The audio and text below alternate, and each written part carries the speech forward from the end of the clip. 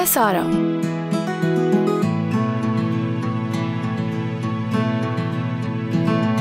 चहकती महकती जिंदगी से भरपूर एक स्कूल टीचर,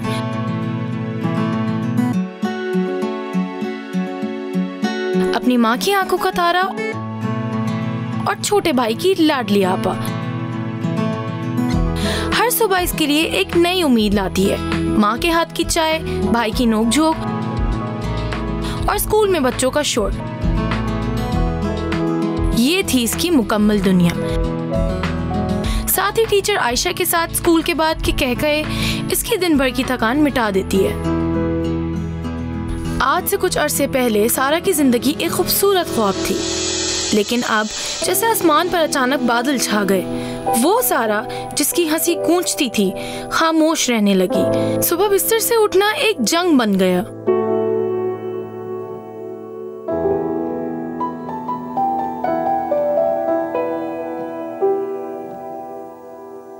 पसंदीदा काम बेमायने लगने लगे।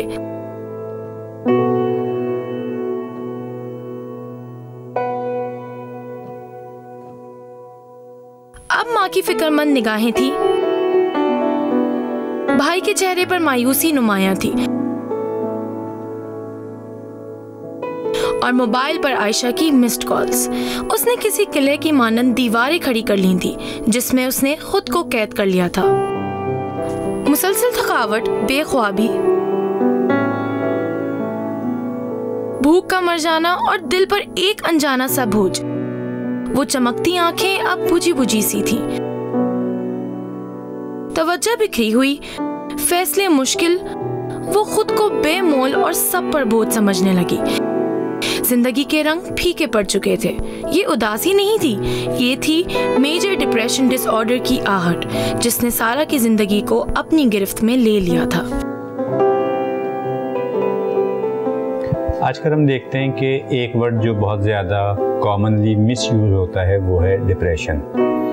कि अगर ज़रा सा कुछ स्ट्रेस हुआ, परेशानी हुई तो लोग कहते हैं भाई अजीब डिप्रेशन सा हो रहा है, जबकि उनकी जो अलामात होती है या जो उनकी कैफियत होती है तो डिप्रेशन का दूर दूर तक कोई ताल्लुक़ नहीं होता।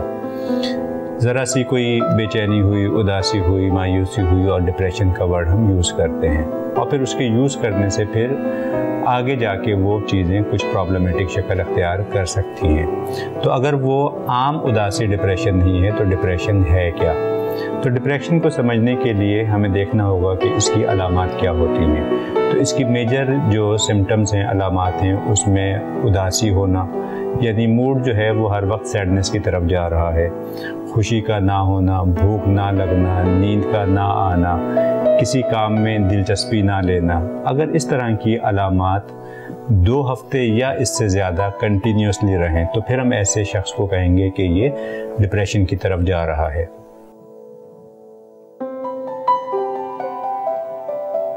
सारा बेटा दूध पी लो।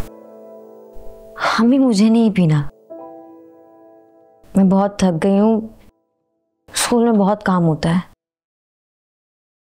बेटा स्कूल तो आप रोज जाती हो, काम भी रोज करती हो, लेकिन अब तुम इतना चुप चुप क्यों रहने लगी हो? ना मुझसे बातें करती हो, ना अली के साथ खेलती हो। अब तो तुम तो क्या अम्मी, अब क्या करूं मैं? काम बहुत ज्यादा हो जाता है, मैं थक जाती हूँ। इसमें इतनी परेशान होने वाली कौन सी बात है भला? बेटा अपनी आंखें देखी तुमने, कितने हल्के पड़े हुए आंखों के नीचे। ऐसा लगता है तुम रात को सोती ही नहीं हो। क्या सोचती रहती हो? सारा देखो कोई ना कोई तो ऐसी बात है जो तुम्हें अंदर ही अंदर खा रही है। मेरा बच्चा मुझसे शेयर करो, मुझे बताओ, तुम्हारे दिल का बोझ हल्का हो जाएगा। अम्मी प्लीज आप इस टॉपिक को बंद कर दें, मुझे नहीं बात करनी। बस मैं थक जाती हूँ। बेटा अगर आपकी तबीयत खराब है तो डॉक्टर के पास चलते हैं।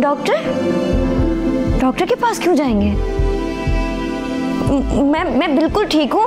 मैंने आपको बोला ना कि काम का स्ट्रेस होता है, मैं स्कूल में थक जाती हूँ, बस इस वजह से, और कोई बात नहीं है। मैं डॉक्टर के पास क्यों जाऊंगी? सारा बच्चा, मैं आपकी भलाई के लिए कह रही थी। आप इतना गुस्सा क्यों कर रही हो? अच्छा चलो, परेशान नहीं हो, हम इस बारे में बाद में बात करते हैं, ठीक है? जी मुझे सोना है, मुझे नींद आ रही है। आप ये ले जाएं, मुझे नहीं पीना।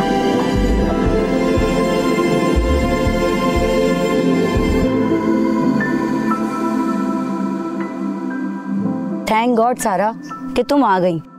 पता है कितने दिन से प्लान कर रही थी मैं। मुझे तो लगा कि तुम तो मुझसे नाराज ही होके बैठ गई हो। नाराज क्यों होंगी तुमसे? बस टाइम नहीं मिल रहा था। मैडम को टाइम नहीं मिल रहा था या तुम सच में नहीं मिलना चाहती थी मुझसे? इतने कॉल्स, इतने मैसेजेस किए मैंने, बट मैडम नो रिप्लाई। और तो और स्टाफ रूम से भी तुम सिर्फ हाई करके निकल जाती हो। मुझे सच बताओ सारा, क्या हुआ है? आयशा प्लीज, तुम भी अम्मी की तरह शुरू हो गई हो। कुछ नहीं हुआ, मुझे बस थोड़ी एनर्जी लो फील कर रही हूँ, शायद वो भी मौसम की वजह से। मौसम की वजह से? देखो सारा, हम दोनों बहुत पुरानी दोस्त हैं, कब से जानती हैं एक दूसरे को। मैंने नोटिस किया है कि स्कूल में भी अब तुम्हारा पहले जैसा ध्यान नहीं है। तुम्हें कुछ खबर है प्रिंसिपल क्या कह रही थी? वो कह रही थी कि सारा को देखो क्या हुआ ऐसे, इसकी तबीयत ठीक नहीं लगती है। और बच्चे, बेचारे बच्चे भी ना पुरानी वाली सारा को मिस करते हैं। तो क्या करूं मैं? हर वक्त तो इंसान एक जैसा नहीं रह सकता ना। स्ट्रेस है मुझे, ठीक हो जाएगा, टाइम लगेगा। तुम बिना वजह बात का बतंगड़ बना रही हो। देखो सारा, स्ट्रेस हम सबको होता है। पहले भी तो तुम्हें स्ट्रेस होता था, लेकिन तुम तो लड़ती थी, तुम तो चैलेंज करती थी। अब तो जैसे तुमने हार ही मान ली है और तुम्हारी आंखों में वो चमक तक नहीं है। क्या हो गया सारा, मुझे बताओ। घर पे सब ठीक है ना? सब ठीक है। तुम लोग क्यों मेरी जिंदगी में इतना घुस रहे हो? मैंने कहा ना, सब ठीक है। कभी कभी ना हमें पता नहीं चलता और कि हमें मदद की जरूरत है। देखो मेरी बात सुनो, जैसे हमारा जिस्म थक जाता है, बीमार हो जाता है, बिल्कुल वैसे ही हमारा जहन भी थक जाता है, बीमार हो जाता है। क्या हम किसी प्रोफेशनल से मिलें? कोई साइकियाट्रिस्ट या थेरेपिस्ट? पागल हो गई हो तुम? हाँ, मुझे क्या जरूरत है थेरेपिस्ट की भाई? हाँ, मैं बिल्कुल ठीक हूँ आयशा, मैं बिल्कुल ठीक हूँ। हाँ सारा, मेरे कहने का वो मतलब नहीं है। मेरी बात सुनो, वो लोग सिर्फ तुम्हारी बात सुनेंगे, वो तुम्हें जज थोड़ी करेंगे। हो सकता है तुम्हें इस कैफियत से निकलने का कोई रास्ता निकला है। मुझे कोई रास्ता नहीं निकालना, मुझे अब जाना है। मैं बिल्कुल ठीक हूँ, मैं जा रही हूँ। हाँ ठीक है, मेरी बात सारा, अल्लाह हाफिज।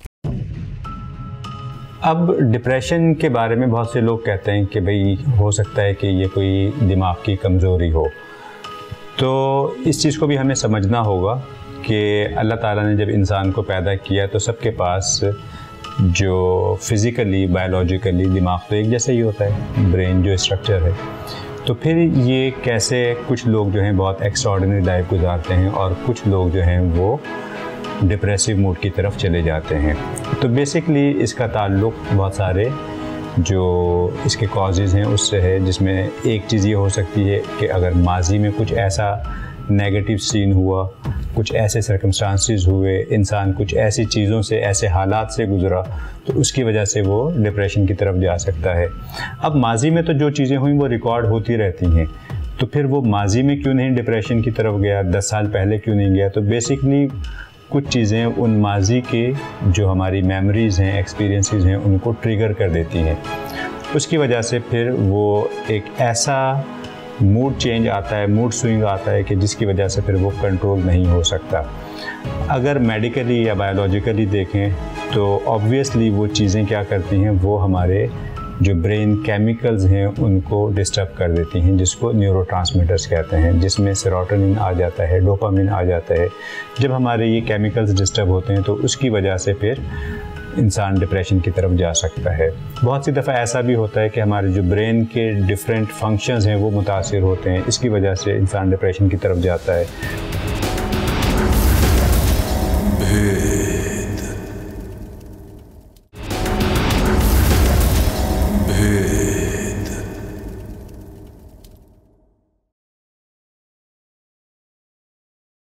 सारा बेटा कुछ खा लो, तुमने सुबह से कुछ नहीं खाया है।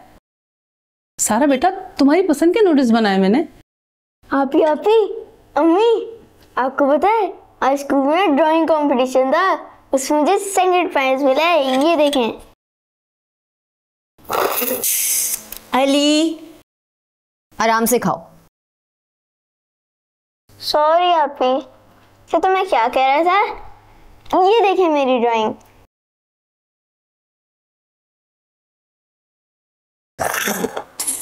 अली कितनी बार समझाऊं तुम्हें, तमीज नहीं है तुम्हें खाने की? आराम से खाओ ना, मुंह बंद करके।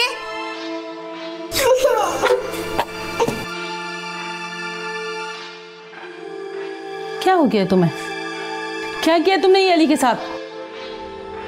रवैया देखा तुमने अपना? कुछ अंदाजा भी है तुम्हें कि तुम मुझसे और अली से किस तरीके से बात करने लगी हो? मेरी तो समझ नहीं आता कि इस लड़की की कुव्वत बर्दाश्त को हो क्या गया है। तुम किस तरह अपने स्कूल के बच्चों को हैंडल करती हो जब तुमसे अपना एक छोटा सा भाई बर्दाश्त नहीं हो रहा? अच्छा नहीं किया सारा तुमने, ये दिल तोड़ दिया तुमने अपने छोटे भाई का।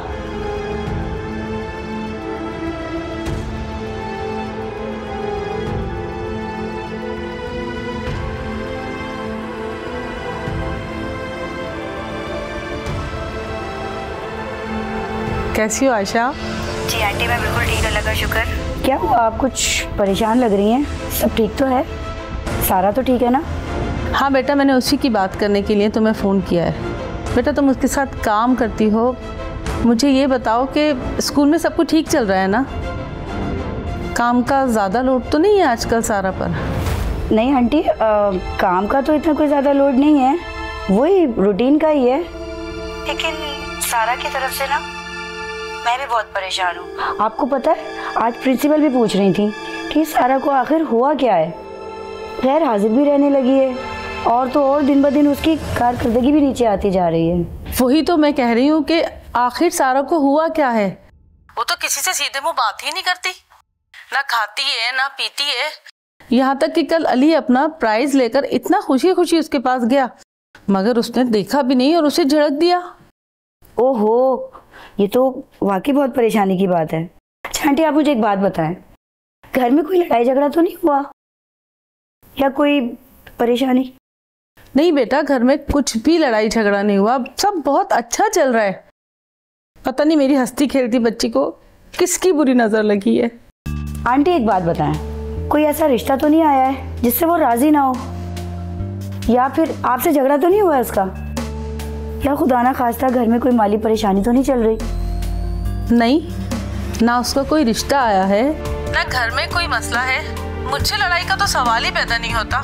बेटा मैं तो खुद उसके पीछे पीछे घूमती रहती हूँ कि मुझे बताओ सारा क्या हुआ है क्या हुआ है, मगर सिर्फ एक ही जवाब आता है कि अम्मी मैं थक गई हूँ। यही तो समझ में नहीं आ रही आंटी, कोई वजह सामने आए तो इंसान कुछ करे भी। मुझे तो ऐसे लगता है कि उसे ना किसी बीमारी ने घेर लिया है, जिसकी वजह से ना उसकी पूरी शख्सियत बदल गई। अब ना वो पहले वाली सारा बिल्कुल भी नहीं रही आंटी। हाँ, लग तो मुझे भी ये रहा है कि सारा की ये हालत सिर्फ थकावट की वजह से नहीं है। अब इसकी क्या वजह है, इसकी तशखीस तो कोई डॉक्टर ही कर सकता है ना। बिल्कुल आंटी, किसी प्रोफेशनल की हेल्प अब बहुत ज़रूरी है। मैंने भी इसे इशारतन 2-3 बार कहा है कि किसी थेरेपिस्ट या डॉक्टर से मशवरा कर ले, लेकिन वो मानती कहाँ। बेटा तुमने तो 1-2 बार ही बोला है ना उसे, मैं तो बोल बोल कर हार गई हूँ उसको, मगर साफ इनकार कर देती है। कहती क्या मैं पागल हूँ जो डॉक्टर के जाऊंगी। तुम ही मुझे बताओ कोई तरीका कि वो डॉक्टर के यहाँ जाने के लिए मान जाए, किस तरह मनाऊं मैं उसे। यही तो मसला है आंटी, जब तक वो खुद तैयार नहीं होगी ना मुश्किल हो जाएगी। लेकिन हमें तो कोशिश करते रहना होगा, शायद किसी तरह मान जाए। बहरहाल आप भी उस पर नज़र रखें और स्कूल में मैं भी उस पर नज़र रखूँगी। हाँ बेटा, तुम भी उसका ख्याल रखना और मेरी बच्ची के लिए दुआ करना कि अल्लाह ताला उसके लिए बेहतरी करे। ठीक है, अल्लाह हाफिज। अल्लाह हाफिज।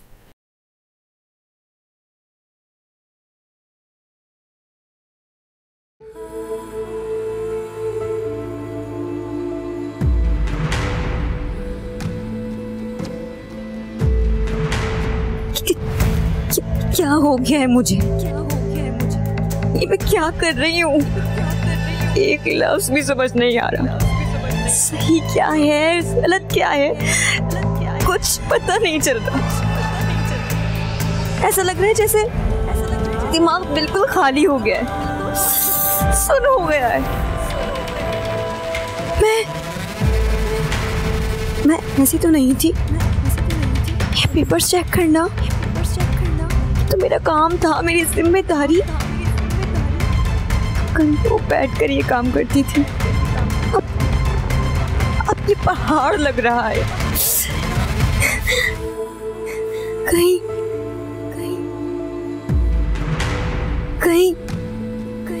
कहीं किसी ने कुछ कर तो नहीं दिया मुझ पर? कोई जादू, कोई बंदिश? कौन करेगा? मेरा दुश्मन कौन है?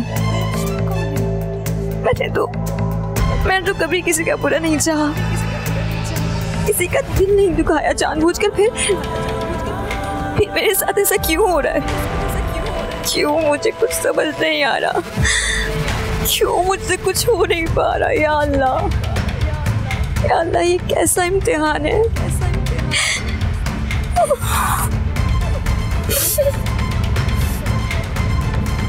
अब देखें, इंसान वही फैसले करता है जो उसने माजी में देखे हों, तो उन चीज़ों की, उन एक्सपीरियंसेस के नतीजे में वो आगे अपनी ज़िंदगी को लेके चलता है।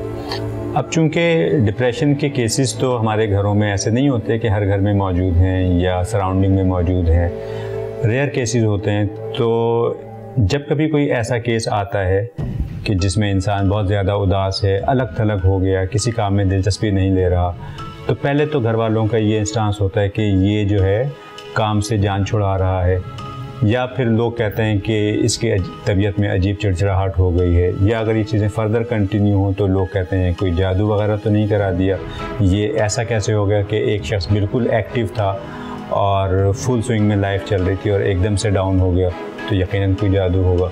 क्योंकि जादू के केसेस तो देखे हुए हैं लोगों ने, लेकिन मेडिकली डिप्रेशन को एनालाइज नहीं किया हुआ।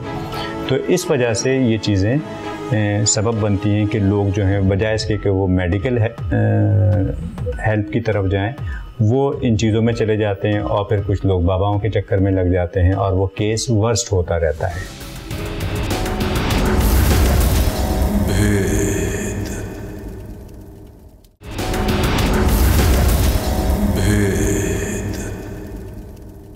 मिस सारा, आज मैंने आपको यहाँ इसलिए बुलवाया है कि आपकी टीचिंग परफॉर्मेंस की वजह से मुझे कुछ तशवीश लाहक है।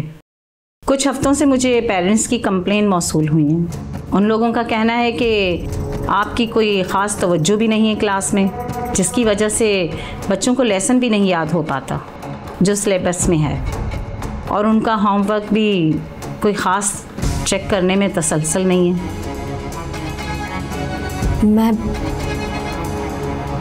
मैं कोशिश कर रही हूँ मैडम।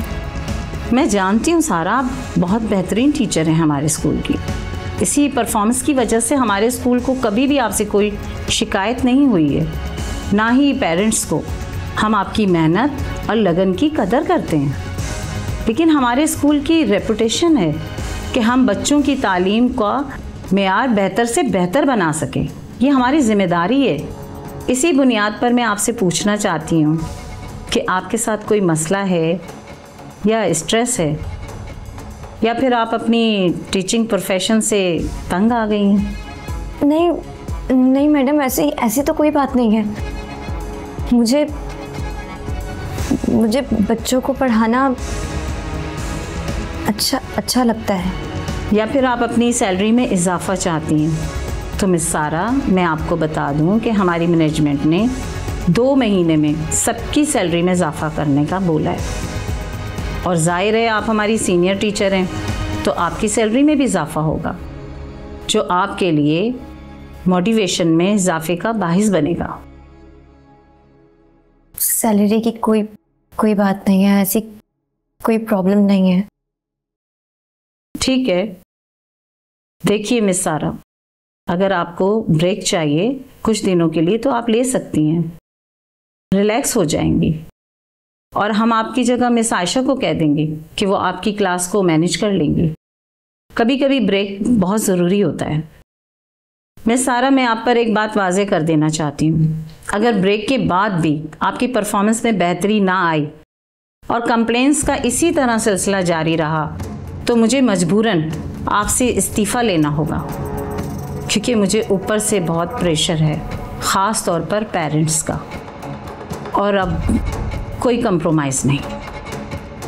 ऐसा मत करें प्लीज़ आप। मैं सब ठीक कर दूंगी। मैं पूरी कोशिश करूंगी। मुझे उम्मीद है कि आप सब कुछ ठीक कर लेंगी, लेकिन आपको मिस सारा ऐसा नहीं लगता कि आप प्रोफेशनल थेरेपिस्ट से मशवरा ले लें इन छुट्टियों के दौरान? कभी कभी हमें ऐसी मदद की ज़रूरत होती है जिसका अंदाज़ा हमें खुद भी नहीं होता। मैडम, मैं आपको यकीन दिलाती हूँ, मैं आइंदा आपको शिकायत का मौका नहीं दूंगी। आप प्लीज़ मुझे एक मौका दे दें प्लीज़। ठीक है मिस सारा, अभी आप जा सकती हैं। मुझे पूरी उम्मीद है कि आप मेरी बात की संगीनी को समझ गई होंगी।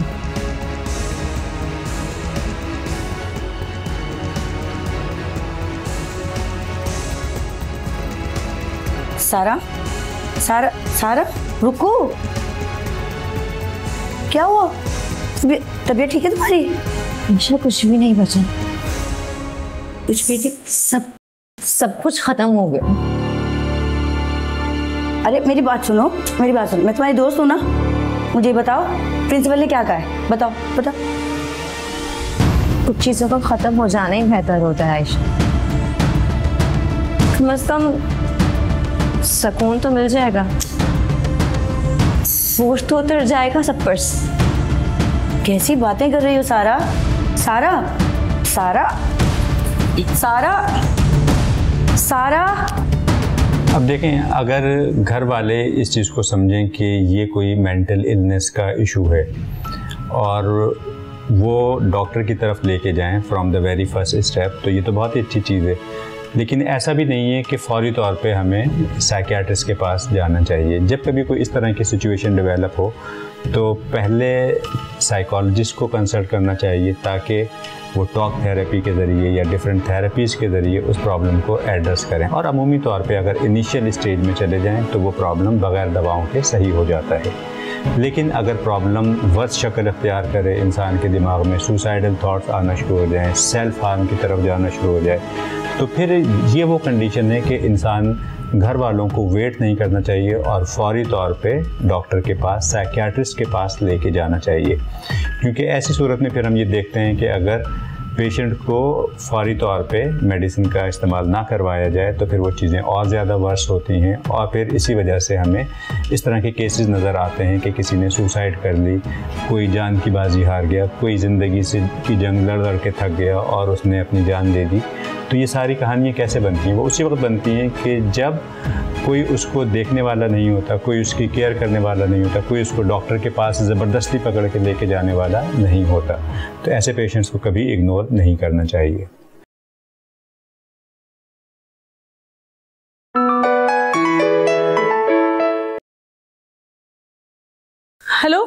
हेलो आंटी, क्या सारा घर पहुंची? सारा अभी तक घर नहीं पहुंची। कहाँ है वो? उसका फोन तो बंद जा रहा है। आंटी, मैं भी उसको कब से फोन कर रही हूँ, लेकिन उसका नंबर तो लगातार बंद आ रहा है। आपको पता है, आज जब वो प्रिंसिपल के रूम से निकली तो वो बहुत अजीब हालत में थी। अजीब हालत? क्या हुआ है उसको? पता नहीं उसके प्रिंसिपल से क्या बात हुई है, लेकिन जब वो रूम से निकली तो वो बहुत टूटी हुई थी। और जब मैंने उसे कॉरिडोर में रोकने की कोशिश की तो आंटी उसने बहुत अजीब बातें की, ऐसी बातें की कि उसके अल्फाज मेरे कानों में अभी तक गूंज रहे हैं। कह रही थी कि सब खत्म हो गया, सुकून मिल जाएगा, बोझ उतर गया तुम सब पर से। आंटी, उसके बाद से मुझसे रब्ता ही नहीं हो पा रहा है मेरा। मुझे आंटी कुछ ठीक नहीं लग रहा। उसके बाद से मेरा उससे कोई रब्ता नहीं हो रहा है। या अल्लाह मेरी बच्ची। आंटी, मैं एक काम करती हूँ, मैं फौरन आपकी तरफ निकल रही हूँ, हम मिलकर ढूंढते हैं उसे। हाँ बेटा, बस तुम जितनी जल्दी हो सके घर आ जाओ। और देखो बेटा, मैं यहाँ देखती हूँ और तुम्हें उसकी कोई इत्तला मिले ना, फौरन मुझे कॉल करना। हाँ ठीक है बेटा, जल्दी आ जाओ, मैं बहुत परेशान हूँ। ओके। मेरी बच्ची सारा। आपके मिलाए हुए नंबर से जवाब मौसूल नहीं हो रहा।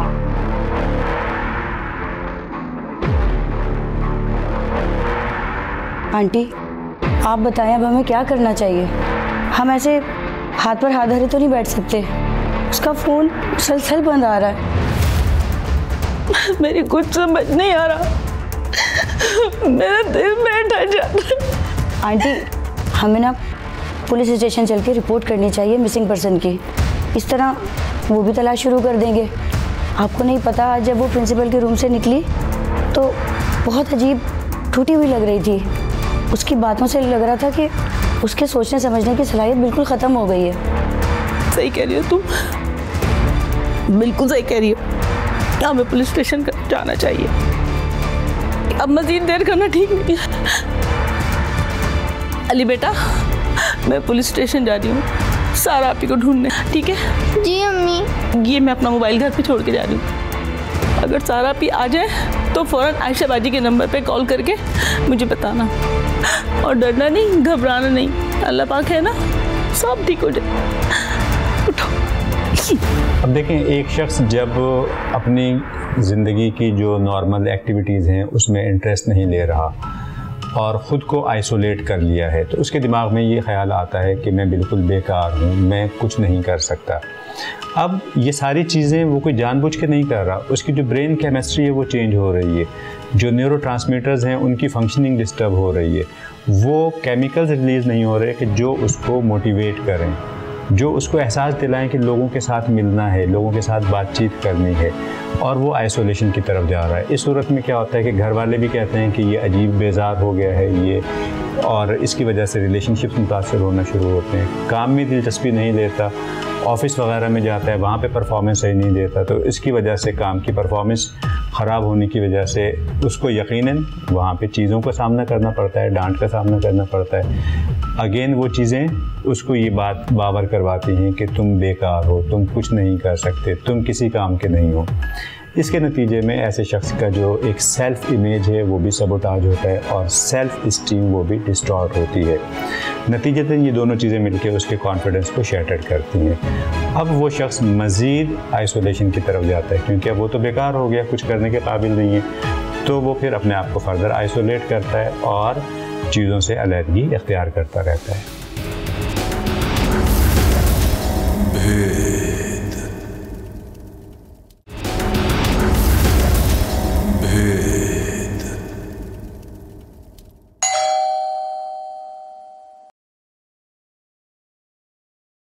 मैं आंटी आप बैठे, मैं देख के आती हूँ।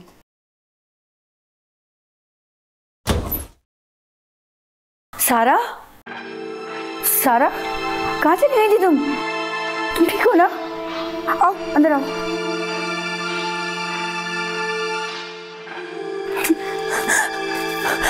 कहाँ चली गई थी तुम? तुम्हें ख्याल नहीं आया अपनी माँ का?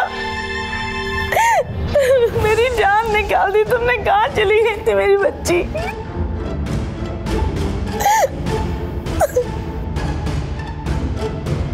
मैं बस कहीं नहीं थी। कहीं नहीं? कहीं नहीं क्या होता है? तुम्हें पता है हम लोग कितने डर गए थे? हम इतना डर गए थे कि हमने पुलिस कंप्लेन तक करवा दी। सारा बेटा, तुम्हें कोई परेशानी है, कोई मसला है तो तुम मुझे बताओ, लेकिन इस तरह खामोश हो जाना, घर से चले जाना, ये मसले का हल नहीं है बेटा। तुमने तो मेरी जान ही निकाल दी। अम्मी, क्या मैं वाकई में पागल हूँ? सब यही कह रहे हैं, प्रिंसिपल भी यही कह रही थी। क्या क्या वाकई? नहीं मेरी जान, नहीं मेरा बच्चा, तुम पागल नहीं हो, तुम बिल्कुल ठीक हो।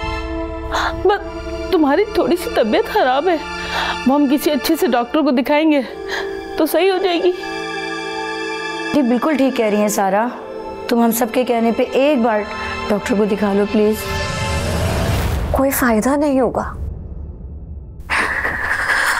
मैंने बहुत कोशिश की अम्मी, कुछ ठीक नहीं हो रहा, कुछ ठीक नहीं होगा। नहीं मेरा बच्चा, इतना मायूस नहीं होते। अल्लाह पाक है ना, सब कुछ ठीक हो जाएगा। सारा मेरा नहीं तो भाई अली का सोचो, उसके बारे में तो कुछ सोचो। आपी, आपको क्या हो गया? आप ना हंसती हैं ना मेरे साथ खेलती हैं, आपको क्या हो गया?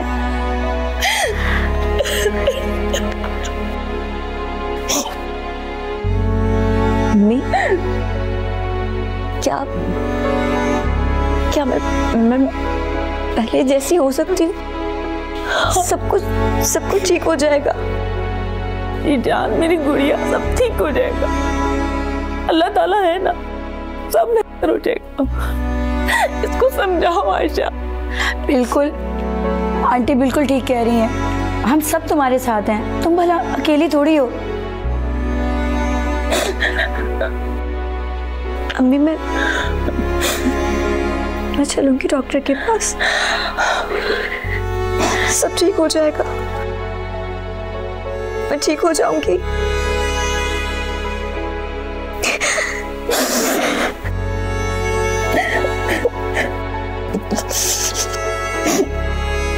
अब देखें, अगर किसी भी घर में इस तरह का कोई केस है, कोई मरीज है, कोई शख्स है, तो सबसे पहले तो उन लोगों को भी मेंटली स्ट्रांग होने की ज़रूरत है, क्योंकि जब खुद स्ट्रांग होंगे मेंटली तभी वो उसको भी टेक केयर कर सकते हैं, लुक आफ्टर कर सकते हैं। तो कैसे स्ट्रांग हो सकते हैं? मेडिटेशन करें, माइंडफुलनेस को प्रैक्टिस करें, एक्सरसाइज करें और ऐसे फूड और सप्लीमेंट्स का इस्तेमाल करें जो आपके दिमाग को ज़्यादा एम्पावर करते हैं और मेंटल हेल्थ के लिए ज़रूरी हैं। अब जब इंसान कॉग्निटिव डिस्टॉर्शन का शिकार होता है तो उसके नतीजे में फिर यानी डिप्रेशन के मरीज़ों को ऐसी थेरेपीज़ की तरफ लेके जाया जाता है कि जिससे उसकी जो कॉग्निटिव फंक्शन है वो बेहतर हो सके। मिसाल के तौर पे एक सिंपल सी थॉट है कि अगर किसी घर में पेरेंट्स खुद ही मशवरा करते हैं और अपने डिसीजन लेते हैं, तो इस तरह का जो MDD का पेशेंट है वो ये सोच सकता है कि मुझे अहमियत नहीं दी जाती, मेरी बात में कोई वज़न नहीं है, मेरी ओपिनियन की कोई इन लोगों के नज़दीक अहमियत नहीं है, और वो ये सोच के ख़ुद को मज़ीद लो सेल्फ इस्टीम की तरफ जाता है और अपने आप को कमतर महसूस करता है। लेकिन एक जैसे CBT एक थेरेपी है, तो उसमें हम एक ऐसी शीट देते हैं कि जिसमें वो इस चीज़ को रीफ्रेम कर सकता है कि अगर घर वाले आपको इंगेज नहीं करते तो इसका मतलब ये भी तो हो सकता है कि वो आपको टाइम देना चाहते हैं ताकि आप अपनी एक्टिविटीज़ में बिज़ी रहें, वो आपको डिस्टर्ब नहीं करना चाहते, आपकी एज अभी इतनी नहीं है। तो यानी अपने उस डिस्टॉर्शन को आप रीफ्रेम जब करते हैं तो वो जो फीलिंग्स होती हैं हमारी, क्योंकि किसी भी डिस्टॉर्शन के नतीजे में फीलिंग्स चेंज होती हैं। नेगेटिव डिस्टॉर्शन है तो फीलिंग ऑब्वियसली नेगेटिव आएंगी। जब आप उसको रीफ्रेम करते हैं तो फिर वो पॉजिटिव फीलिंग्स आती हैं कि यानी घर वाले इसलिए आपको कंसल्ट नहीं कर रहे ताकि आप डिस्टर्ब ना हो। तो अब यहाँ पे वो कंटेंटमेंट की फीलिंग आती है। तो इस तरह से डिफरेंट थेरेपीज़ होती हैं जिसके ज़रिए ऐसे लोगों को एक अलग जो जिसे कहते हैं कि रीवायर करते हैं ब्रेन को, पैटर्न शिफ्टिंग करते हैं और उसके नतीजे में इंसान एक हेल्दी लाइफ की तरफ जा सकता है। हर सफर का आगाज एक कदम से होता है। सारा के लिए वो कदम इस कमरे में दाखिल होना था जहां उसने पहली बार अपनी खामोशी को अल्फाज दिए। लफ्ज दर लफ्ज, एहसास दर एहसास वो इस अंधेरे को बयान करने लगी और बोझ हल्का होता गया। लफ्जों में बहुत ताकत होती है, वो किसी को मायूस भी कर सकते हैं और उम्मीद भी दिला सकते हैं। और साथ में सारा ने दवाइयों का भी सहारा लिया, जिससे उदासी के बादलों ने छटना शुरू कर दिया।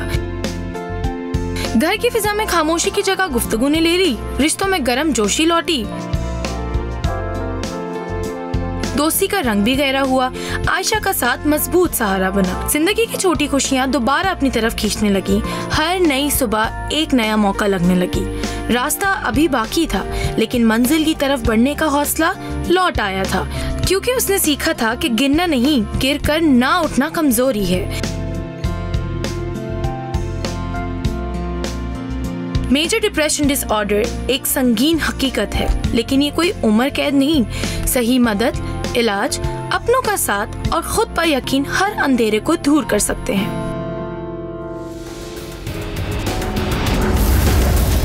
भेद